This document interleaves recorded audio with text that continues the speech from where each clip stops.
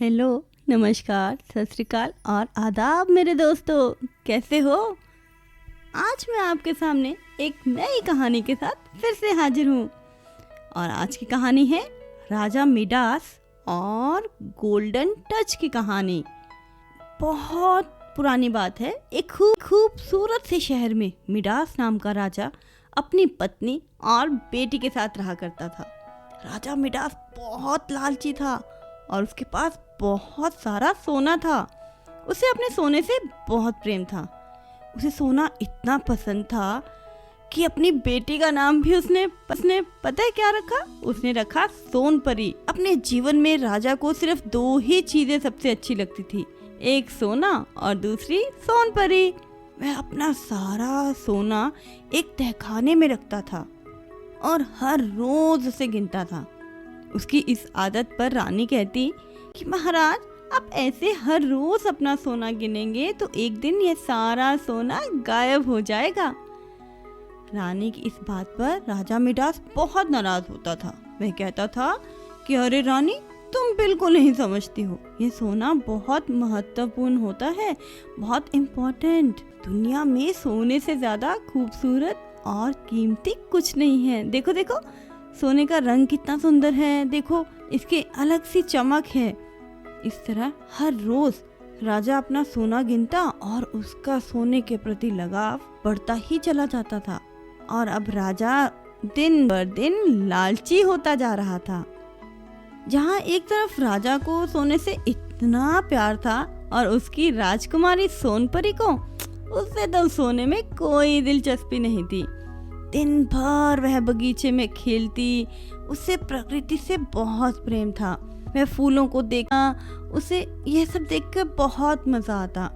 पर राजा मिडास हमेशा कहते, हाँ ये सुंदर तो है, लेकिन अगर सोने का होता तो और ज्यादा सुंदर होता। और अब धीरे धीरे राजा मिडास इतना लालची होता चला गया कि उसे लगा कि उसे दुनिया का सबसे अमीर आदमी बनना चाहिए। धीरे धीरे उसकी यह चाहत कब पागलपन में बदल गई पता ही नहीं चला। एक दिन उसने अमीर आदमी बनने के लिए भगवान से प्रार्थना करने के बारे में सोचा। उसने खाना पीना छोड़कर भगवान का ध्यान करना शुरू कर दिया। कई दिन बीत गए, लेकिन राजा अपनी प्रार्थना से अपना ध्यान बिल्कुल भंग नहीं होने देता। अंत में भगवान बहुत प्रसन्न हुए और उसे दर्शन देने पहुंचे। भगवान ने कहा, बताओ बताओ तुम्हें क्या चाहिए? राजा ने कहा, भगवान मुझे ऐसी शक्ति दो कि मैं जिस चीज को भी टच करूं वह सोने की बन जाए।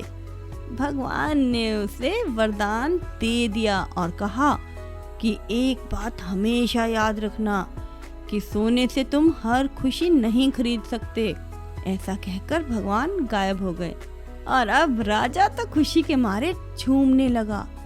वह महल की हर छोटी बड़ी चीज को छूने लगा। कुर्सी, मेज, गमले, पलंग, हर चीज सोने में बदलती जा रही थी और वह खुशी के मारे फूला न समा रहा था। राजा बगीचे में पहुंचा और पेड़ पौधों को छूकर उसने सोने का बना दिया। अब थकते राजा मिडास थक गया था। उसे भूख लगने लगी। वह खाना खाने के लिए महल में गया और अपने सोने की कुर्सी और मेज पर बैठ गया। मेज पर बहुत सारी चीजें पड़ी थी खाने के लिए और राजा के मुंह में पानी आ गया। जैसे ही राजा ने सेब खाने के लिए पकड़ा तो सेब सोने का बन गया। अब उसने मिठाई खाने के लिए हाथ बढ़ाया। अरे ये क्या, मिठाई भी सोने की बदल गई। उसके हाथ लगाते ही सारे पकवान सोने के बदलते चले गए, यहाँ तक कि पानी भी सोने में बदल गया। अब राजा निराश हो गया। हे भगवान, अब मैं क्या खाऊं? मुझे बहुत जोर से भूख लगी है। अपने पिता की आवाज सुनकर सोनपरी दौड़ती हुई बाहर आई। उसने देखा उसके पिताजी बहुत परेशान हैं और यह देखकर वह उनसे गले मिलने के लिए भागी। इससे पहले कि राजा कुछ कहता, राजकुमारी सोनपरी ने राजा को छू लिया। और ये क्या, राजकुमारी सोनपरी! वह राजा के छूते ही सोने की बुत बन गई। अपनी बेटी का ये हाल देखकर राजा मिडास जोर जोर से रोने लगा। इस सब के बाद राजा ने भगवान से फिर से प्रार्थना की। भगवान जब प्रकट हुए तो राजा ने कहा, हे भगवान, मुझे यह वरदान नहीं चाहिए। मैं बहुत लालची हो गया था, लेकिन अब मुझे अपनी गलती का एहसास हो गया है।